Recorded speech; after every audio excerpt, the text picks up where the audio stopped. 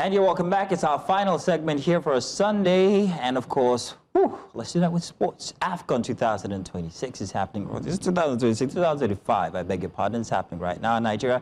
Well, we face ourselves at a very familiar crossroads. Yes, it's the group stages. And of course, tomorrow we're going to be going in and meeting Mozambique. Now, however, it's the round of 16 where, well, mistakes become, memories and victories become history. Nigeria faces Mozambique tonight. Oh, no, not tonight. That's tomorrow night, with hopes high and also nerves stretched. From tactical drills to injury updates, our sports desk has been following through everything that's been happening. We have Koiki here in the studio still with us. And of course, we have our sports correspondents out there in Morocco. They'll be bringing us reports about how they're preparing and perhaps maybe, definitely, while the game is going on. But Koiki, now this is the dream stage. It's not a dream stage for Nigeria. We could get here, but it's what happens after. Now, we play Mozambique. Tomorrow. I think we can take Mozambique with a stick. Yeah, hopefully. Yeah. Did I just jinx it? No. I think we should not go with confidence. Should we be cautious? Because going in with confidence sometimes is our undoing. True, and Nigeria has actually struggled against smaller teams recently, against the likes of Benin Republic, Lesotho, Rwanda. But at this competition, they haven't done too badly. They've shown some kind of some kind of form going into this particular game. So I think it's because I hear that. Word of caution again. The last time Nigeria won 3 matches straight in the group phase, they lost the next one. They lost the very next game. So. Yeah, so I'm wondering, now the form that you're talking about here, as we've been going on since the start of the game, all the games that we've played, have you seen the Nigerian team progress? Have you seen them got better? Because let's note, these are people who are just coming together for the first time. Have they done better each time? Yeah, considering the fact that, like we mentioned, there are 5 players who've never played for Nigeria before in this team. Some of them got their debuts in the last game. It hasn't been too bad, to be honest. Their first game against Tanzania was closer than it should have been. Their second game against Tunisia was closer than it should have been because they were 3-0 up, only contrived to lose 2 goals and nearly bungled it and conceded third. The game against Uganda was more of what we'd like to see. So. Have they gotten better with each game? I would say yes, but they've still considered too many goals for my liking. There's a well-worn, very popular maxim in Nigeria's global football that attack wins you games, defenses win you championships. Now, if you continue to concede as many as you do, we've considered 4 goals in 3 games. It's not exactly defense or championship winning stuff, but hopefully the coach can tighten that and continue to get better as the competition progresses. Going against Mozambique, our history with them paints a different type of picture, right? 3-2 here, 2-1 here, 2-0 here, always close calls. You know what I mean? And this is at the knockout stage. So Mozambique as well already has a price to win that. The president's giving them 11.8 million per player. So I mean, and that's estimated in Naira here. So the stakes are high for them to win. But Nigeria also owes the entire nation for not making it to the World Cup, you know. So the stakes are high also with them. Yeah. And I hear that the coach has closed the training ground, no access for media to get in. So a lot of journalists are not happy about that because there are so many people in Morocco right now hoping to bring news and visuals from the Super Eagles camp. But the coach is trying to keep things under wrap because this is usually the last 2 days before a game. That's when all the tactical sessions now take place. And usually it's behind closed doors because you don't want people snooping in. There might be spies amongst those journalists who are bringing news to the opposition. But I think I'm aware of the fact that there will be an open media day today. They'll have journalists will have access in the first 15 minutes. 3 players have also been designated to answer questions as well. So the journalists can breathe a sigh of relief. I think it's going to be a close game because the Mozambicans they're a decent squad. They're very fast, very quick. And they have that added incentive of 500,000 meticals, which is, when you're a team that has everything to gain and absolutely nothing to lose, you are doubly more difficult, more dangerous. And when you carry a name like the Mambas, your poison basically becomes doubled. So, Who's the coach? How do you see the coach's tactic and style against our own coach? Because I think coaches also play a huge factor. They play a huge factor. And I must commend the Nigerian coach, to be honest. Eric Shell, a lot of people have pilloried him and saying he's too rigid. He has this preference for a specific tactical formation, a 4-4-2 diamond. Yeah, I'll explain that. Yeah, I know. But 4 and 4 and 4 and then 2 at the end. Come on now. Exactly. But 2 is a defense. He showed tactical flexibility. I mean, against Tunisia, he deployed 2 defensive midfielders. He played a 4-2-3-1, which was really good. Went back to the diamond again against Uganda. So he showed that he can be adaptable. He can be flexible. 4-3-2-1. Let's talk about that one. Our defenses now. Are we happy so far with our goalkeeping area? Are we happy with our goalkeeper? Because you just said it's goals win you this, and then goals wins you matches. Matches. Defenses win you tournaments. Tournaments. So are we comfortable with our goal area, our goalkeeper specifically? Do we have any alternative? No. I've answered that now. Go ahead. So the honest truth is, I don't know what Stanley Nwabali has to do. No, look, let me make a case for him. All right, this man is grieving. True. All right, he lost a parent. True. He's grieving 2 parents. Yeah. It is not easy. In the space of months, it's not easy. And so, and the thing about sports that people don't get, or even anything that's physical, it's mental. Very true. Right? So you're dealing with a lot as well. And unfortunately, the thing that we still have not been able to do with our team is to have a standing or an understudy. Yeah, we don't have that. That question was for you, by the way. I know, I have to make a case for that man is grieving.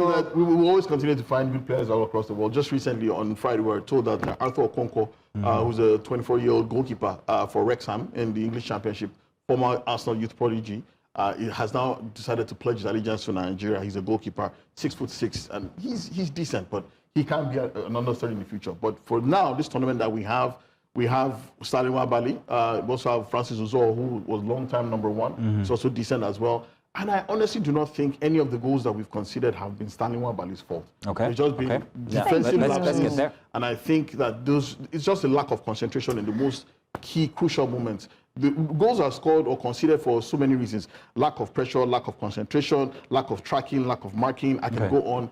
But those are defensive issues that Nigeria... 4-3-2-1? Yeah. Who's at 2?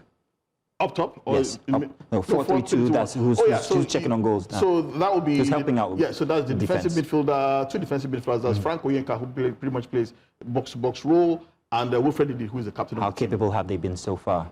They've been brilliant. They've been very, very good. They call Frank Oyenka Frank the Tank for a reason. He's pretty much in it, gets stuck in, puts his body on the line. Very physical player. Ndidi as well. Yeah. Probably one of the most experienced players in the team as well. He's been there, done that, playing at the FIFA World Cup, played at an Olympic Games. He knows exactly how to raise the tempo and also calm it down. So they've been good so far. What will be our undoing then?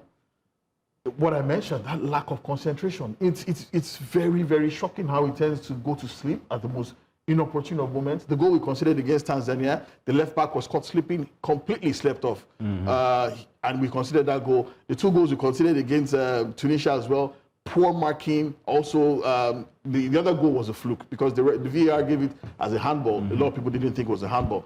The goal we considered against Uganda as well, we're 3-0 up, went caught sleeping again. So those are we were caught sleeping. Yeah. So that's contrary to what you said from before, where you said we have a very good defense, or at least they've been holding out so far. Yeah. So, but the thing about now I'm not so confident anymore for Mozambique. Okay. So let me put it this way: match. Man for man, we have a really good defense. Okay. Individually as players, they've shown incredible ability. So there's no cohesion. The question now is that switch off. It's almost as if they just turn off the switch. Has the coach identified that? Because I mean, during the post-match briefing, have the press asked him? And what's his answer? And do you think that he'll be able to rein them in for this round 16, the knockout stage? So in modern football now, you find that there's so many different setups now. You have defensive coaches, you have set-piece coaches, you have attacking play coaches, you have transition play coaches, you have coaches for every single form of play right now. You also have data, statistics. You have people who are crunching information in real time for that, for proper setups. For Nigeria, I don't think we have a defensive coach. I don't think we have an attacking coach. I'm not sure we have a set-piece coach. It's pretty much one coach who is doing everything. Everybody has identified this as a problem. I, even the coach knows that defensive concentration has been a problem for this team. But there's only so much a coach can do. Once those players cross that white line, they're on their own. You just hope that they can be as professional as possible, and the captain can keep them in check. If we win, what's the next round looking like for us? Oh, that's also a very tasty looking match. I know. We will definitely be facing the winner of Algeria and the DR Congo. Now we have history with these 2 teams, long history. Algeria is a team that Nigeria knows so well. We've also qualified to a FIFA World Cup on their backs before. The last time we met them at an Africa Cup of Nations was in the semi-final of the one in, I think, Egypt, where they beat us by an excellent Riyad Mahrez free kick. So that's also going to be interesting. DR Congo, remember? We met them just recently in the World Cup playoffs where we lost on penalties. Yeah. Either way, it's a tough task. Okay. Very tough. Tough indeed. We're talking about the tactic of Eric, and you also said he's very flexible and able to switch up, right? He's shown flexibility. He's shown flexibility. What would that tactic look like if we were to face Algeria and DR Congo? Because that's what he's on doing. That's what he's on doing. Especially for DR Congo. I won't say the same for Algeria, but DR Congo. I think Eric Shell is smart. I think he's a man who learns, from previous mistakes. I don't think he'll make the same mistake he made against DR Congo the last time.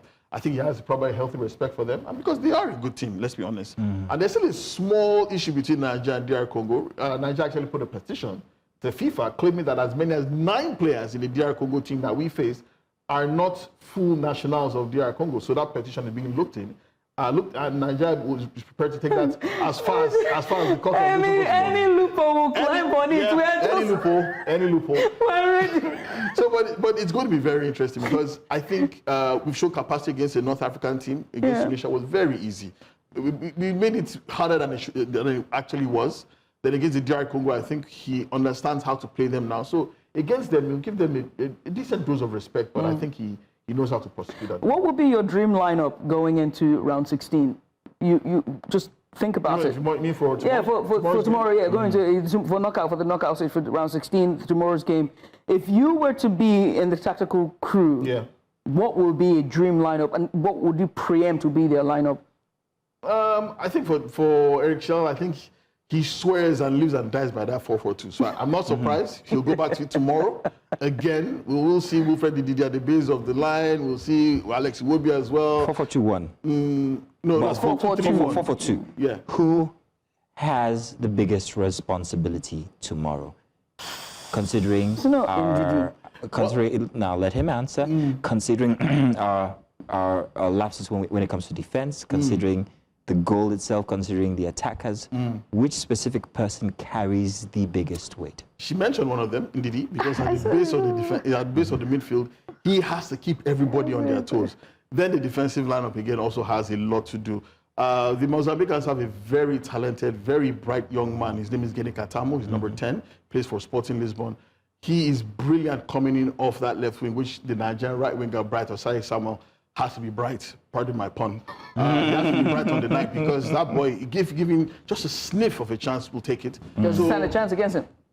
Bright Osai Samuel is not a bad player. Yeah, Speed? He's quick. He's quick as well. So he has to be switched on tomorrow because that man, once the supply is cut off to him, it hampers Mozambique tremendously. Then there's another midfielder there. If the supply is cut off to those two, I think Nigeria has a very good chance. All right then. Look, I enjoyed this so much. I can't even tell you how much I did. Absolutely. Let's hope we haven't jinxed it in any case. I'm hoping that. I'm looking for a stellar game. I'm looking for an easy game. I don't even want any flamboyant this and that. I just want it to just go in there, score 2 goals, lead them. Everyone will be on the edge of their seats. We are, we are for at least with the Mozambicans. We are. I mean, what the game against Tunisia it was too easy in the first 35, 40 minutes, and they just took their foot off the pedal. So it's that staying power, that ability to stay on course, keep it going as it is. That's just where the issue is. I must say thank you for taking out the time to join us. I know that this is one of the rough time for you watching all that's happening with boxing. You also have ties to that community as well. So my heart goes out to you. Thank you. It's going to show up when we come back. Yeah, actually managed a boxer. Light heavyweight champion of West Africa. Yeah, he does. Nice. Let's go on a short break. Afterwards, we'll tie the show with a nice bow for this weekend. Stay with us. Oh, I've been told that we just have to say the goodbye. Goodbye. Goodbye. Thank you for being a part of our very first weekend for 2026. Looking forward to the games tomorrow. And then after that one, of course, we'll be back again the weekend after for another installment.